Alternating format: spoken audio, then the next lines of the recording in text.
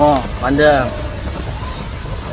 Viral di media sosial, sebuah video memperlihatkan fenomena tak biasa yang bikin warganet heboh. Sebuah lubang di halaman belakang rumah tampak mendidih dan mengeluarkan asap tebal, menyerupai kawah aktif. Saat kamera didekatkan, semburan dari dalam lubang itu terlihat seperti lava panas yang keluar dari gunung berapi yang sedang erupsi.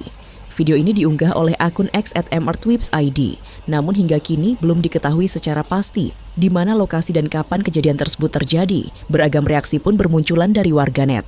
Ada yang menduga ini hanyalah percobaan ilmiah, namun tak sedikit pula yang mempertanyakan keaslian video tersebut.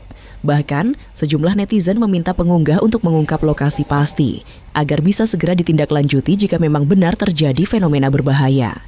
Benarkah ini fenomena alam langka atau hanya eksperimen yang dibuat menyerupai erupsi lava?